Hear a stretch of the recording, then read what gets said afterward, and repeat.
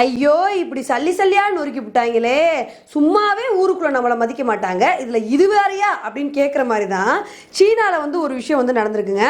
உண்மையிலே சீன மக்கள் ரொம்ப பாவங்க. அங்க நிம்மதியா ஒரு இடத்துல நடந்து கூட போக முடியாத அளவுக்கு அங்க ஏதாவது நடந்துட்டு தான் இருக்கு. இப்பெல்லாம் வானத்துல நம்ம மழை விழுந்து தானே பார்த்துருப்போம். அங்க பாத்தீங்கன்னா வானத்துல ஒரு நூற்றுக்கணக்கான ட்ரோன்ஸ் மக்கள் மேல விழும்போது அங்க எப்படி இருக்கும், எந்த அளவுக்கு பயத்தை ஏற்படுத்திருக்கும்.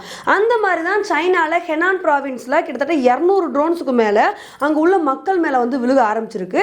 என்னன்னு பாத்தீங்கன்னா சைனால இந்த மாதிரி லைட் ஷோ இதுக்கெல்லாம் ரொம்பவே ஃபேமஸ். ஸோ அந்த ட்ரோன்ஸ் ஃபார்மேஷன்ல இந்த ஆளில்லா போர்மானங்களை வச்சு அதில் மிகப்பெரிய லைட் ஷோலாம் கண்டக்ட் பண்ணுவாங்க. அப்படிதான் பாத்தீங்கன்னா ஹெனான் ப்ராவின்ஸ்ல பாத்தீங்கன்னா ஜென்சோவோ ஏதோ ஒரு இடத்துல ஒரு ஷாப்பிங் மால் ஓப்பன் பண்ணியிருக்காங்க புதுசா. அதோட இனாகிரேஷன் ஃபங்க்ஷன் பாத்தீங்கன்னா அந்த ஷாப்பிங் மாலோட நேமு இந்த மாதிரிலாம் போட்டு ஒரு மிகப்பெரிய லைட் ஷோ கண்டக்ட் பண்ணியிருக்காங்க ட்ரோன்ஸ் எல்லாம் வச்சு. ஸோ எப்படி இப்போ இந்த ஒலிம்பிக் டோக்கியோ ஒலிம்பிக்ஸ்ல கூட ஒரு சில விஷயங்கள் பண்ணாங்க, அதே மாதிரி பண்ணியிருக்காங்க. ஆரம்பம்ல நல்லா தாங்க போயிருக்கு. திடுதுப்புன்னு என்ன இருக்குன்னு பார்த்தீங்கன்னா இந்த ஷோவோட பாதியிலே பார்த்தீங்கன்னா அப்படியே ட்ரோன்ஸ் எல்லாம் அங்கே உள்ள மக்கள் மேலே விழுக ஆரம்பிச்சிச்சு. கிட்டத்தட்ட அந்த இடத்துல 5000 மக்கள் இருந்திருக்காங்க. அதில் நிறைய குழந்தைங்க இருந்திருக்காங்க, நிறைய பெண்கள் இருந்திருக்காங்க. அவங்க மேலெல்லாம் விழுக ஆரம்பிச்சிருச்சு. திடுதுப்புன்னு மரத்தில் போய் விழுக ஆரம்பிச்சிருச்சு. உடனே அந்த ட்ரோன்ஸ் மேலே விழுகிறத பார்த்து அங்கே உள்ள மக்கள் தெரிச்சு ஓட ஆரம்பிச்சிருக்காங்க. ஐயோ என்னமோ நடக்க போகுதுன்னு சொல்லிட்டு அந்த அளவுக்கு பயத்தில் அங்கே உள்ள மக்கள் ஓட ஆரம்பிச்சிருக்காங்க. ஸோ இது எதனால அப்படின்னு கேட்டதுக்கு அந்த ஒரு நிறுவனம் என்ன சொல்லியிருக்காங்கன்னு பார்த்தீங்கன்னா இது ஆப்ரேஷனல் ஃபெயிலியர் ஆயிடுச்சு, வேற ஒன்றும் இல்லை, நாங்கள் நல்லா தான் ஸ்டார்ட் பண்ணோம், எல்லாமே ஸ்டார்டிங்லாம் நல்லா தான் போயிருச்சு, ஏன் இடையில ட்ரோன்ஸ் கீழே விழுக ஆரம்பிச்சிச்சுன்னு பார்த்தீங்கன்னா ஒரு ஆப்ரேஷனல் ஃபெயிலியர் ஆனனால இந்த மாதிரி ஆயிடுச்சு அப்படின்னு சொல்லியிருக்காங்க. இது சைனால நடக்கிற முதல் முறை இல்லைங்க. இதுக்கு முன்னாடியும் அப்படிதான் 2020 இதே மாதிரி தான் ட்ரோன்ஸை வச்சு ஒரு லைட் ஷோ கண்டக்ட் பண்ணும்போது இதே மாதிரி தான் அப்பை விழுந்திருக்கு. இது சர்வசாதாரணமாக சீனால நடந்துட்டு வந்துட்டு இருக்கு. ஆனா அந்த மக்களுக்கு ஒரு சேஃப்டி இல்லாம அங்குள்ள அரசாங்கம் இதுக்கு எந்த ஒரு விஷயமே சொல்லாம நல்ல வேளை எந்த ஒரு இன்ஜூரிஸும் ஆகாம இந்த இதுல எல்லாருமே தப்பிச்சிட்டாங்க, யாருக்கும் எந்த காயமும் ஏற்படல அப்படின்ற மாதிரி சொல்லியிருக்காங்க. அது சரி, சைனா ராக்கெட்டையே மேல அனுப்பிட்டு அதுல வர பார்ட்ஸ் எல்லாம் எங்க விழுகும் என்ன அப்படின்னு தெரியாம உலக நாடுகள் தான் பயந்துட்டு இருப்பாங்க. அப்படிதான் பாத்தீங்கன்னா ரீசெண்டா லாங் மார்ச் 5 அப்படின்ற ராக்கெட்டை லான்ச் பண்ணியிருந்தாங்க.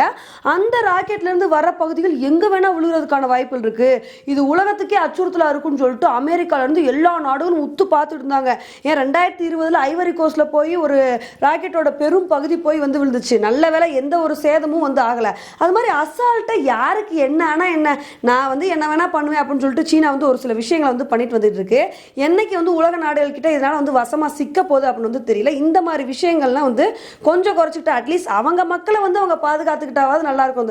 நல்ல வேளை எந்த ஒரு விஷயமும் இன்ஜுரிஸ் எதுவுமே ஆகல, ஏதாவது ஆயிருந்தா என்ன பண்ணிருக்கிறது, அதெல்லாம் கொஞ்சம் கூட நினைச்சே பார்க்கறதில்ல. ஸோ இந்த மாதிரி விஷயங்கள் பார்த்தீங்கன்னா சீனா ரொம்ப கேர்லெஸ்ஸாக இருக்கு அப்படின்னு தாங்க சொல்லணும். ஆனால் வெளியே சொல்லிக்கிறது நாங்களாம் டெக்னாலஜியில் புள்ளி தெரியும்ல, எங்களெல்லாம் யாரும் அடிச்சுக்கவே முடியாது, நாங்களாம் அப்படி இப்படின்னு சொல்லிக்கிறது.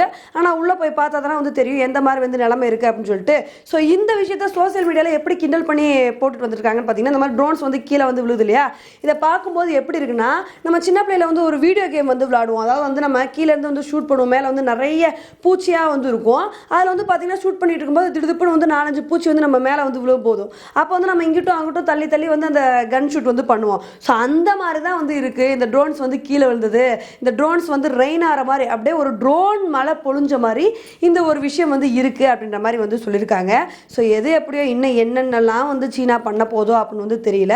ஓகே ஃப்ரெண்ட்ஸ், இந்த விஷயத்தை பற்றி நீங்கள் என்ன நினைக்கிறீங்க அப்படின்றத என்னோட கமெண்ட் செக்ஷன் போடுங்க. இதே மாதிரி இன்னொரு வீடியோவில் உங்களை மீட் பண்ணுறேன். Bye friends.